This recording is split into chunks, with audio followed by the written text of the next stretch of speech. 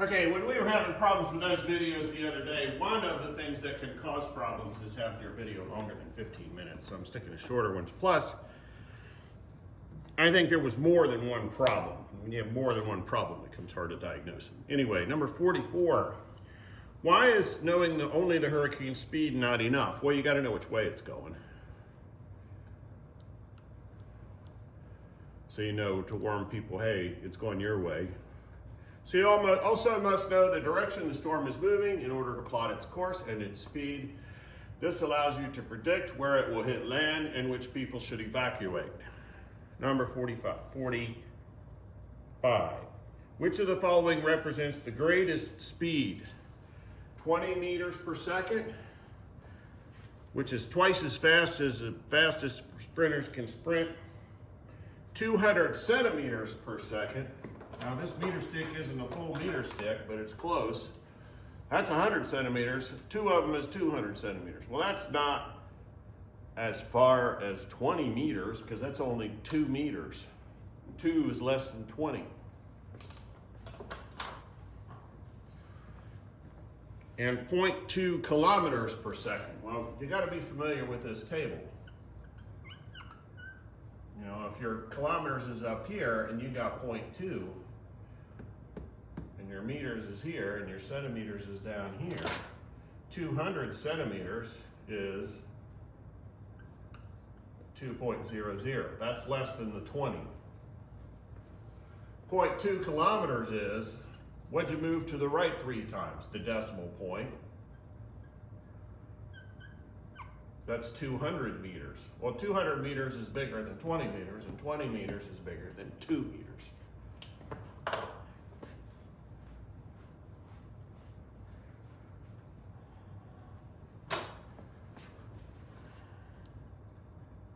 So just convert them all to meters, and you'll see that 0.2 kilometers per second represents the greatest speed.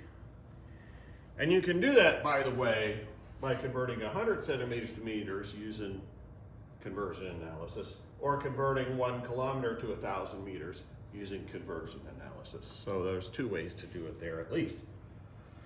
Acceleration can occur when a car is moving at constant speed. What must cause its acceleration? Well, acceleration is velocity is speed and direction. So if you're changing the speed, you've got to be changing the direction. And so you're going around a curve and you're feeling forces acting on you. And that acceleration is what we call centripetal. We don't have calculations in it right now. As I'm making this video, the physics students are down there doing calculations on it on the test.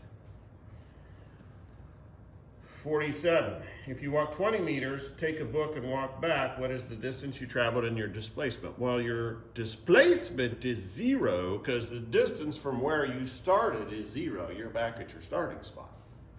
The distance is 40 meters because it's 20 out, 20 back. Number 48. When you describe a rate the car goes a track, you should use speed or velocity. Well, your velocity is changing the whole time, so you should probably just use speed. That'll give you an idea how fast it's going compared to the other cars. As the car goes around the track, its direction changes, so its velocity changes. You should use speed because it describes the rate accurately and simply. Number 49, calculate speed. Well, that's distance over time.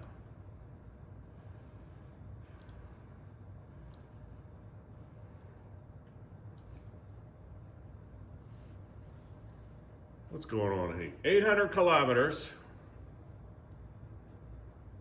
8 hours a day. How many days will the trip take?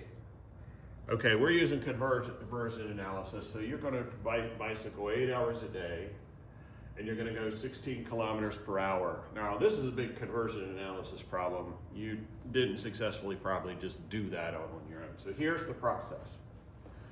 What you want to start out with is days. Normally I would work this through, but this one's a little awkward, so I'm not going to.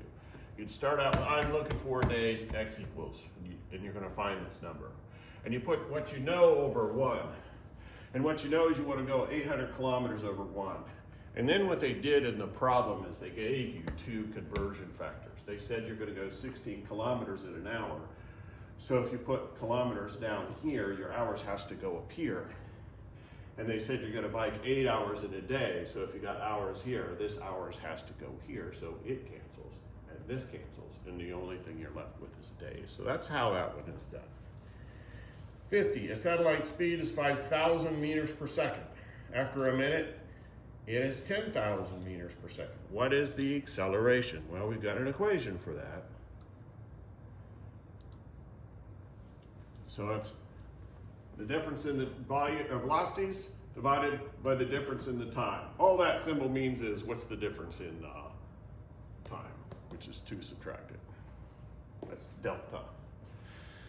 The tricky thing here is your speeds have meters per second and your time is in a minute. So we need to use 60 seconds for that because the times have to be in seconds.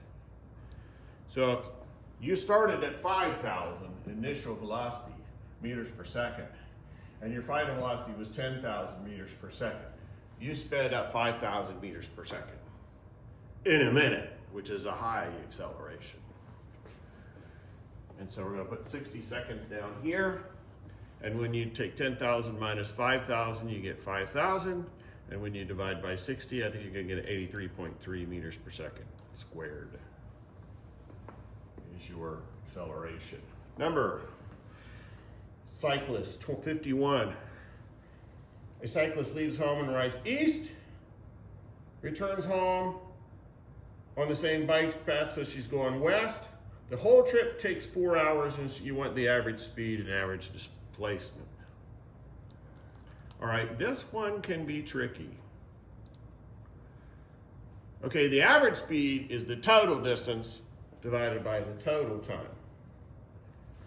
And the total distance is 45 out and 45 back, so that's 90.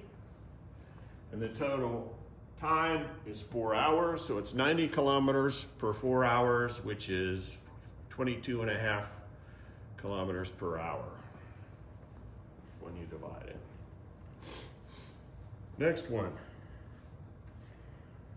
This one is the one that's, anyway, before I go on, the displacement. Well, because she ended where she started, she went 90 kilometers of distance, but displacement is measured from the starting point, from the ending point to the starting point.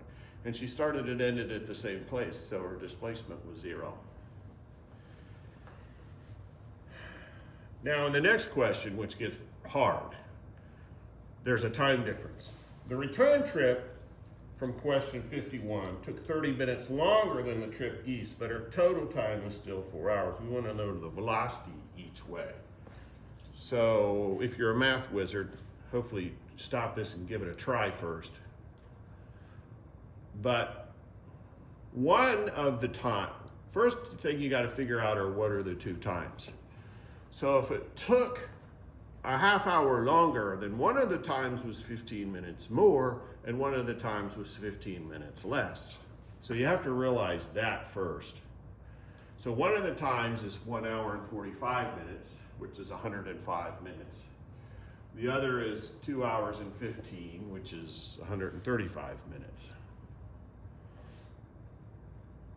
It looks like I left them as hours. So this is 1 3/4 of an hour, because 45 minutes is 3/4 of an hour. The other is 2 hours and 15 minutes, which is 2 1/4 of an hour. So this is 2.25 and 1.75.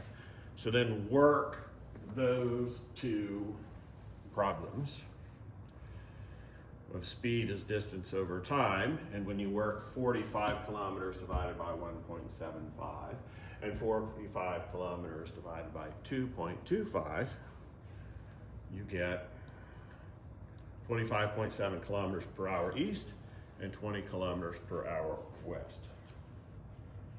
Looking at the graph on number 53, they want you to determine the greater speed. It ought to be pretty evident that the one with the greater slope is the greater speed. So that's runner 1. You shouldn't have any trouble with that. 54, find the mass of a car that has a speed of 30 and a momentum of 45,000 kilograms times meters per second. They gave you this, And they gave you this, and they want you to find velocity, I think it is. Other way around. They give you 45,000 kilograms times meters per second, and they want you to use 30 meters per second for the velocity. When you bring this over here and divide, cancel a 0. 45 divided by 3 is 15, so it's 1,500 is what's left. Kilograms. Okay, I'm going to stop this video here. And maybe have a short one.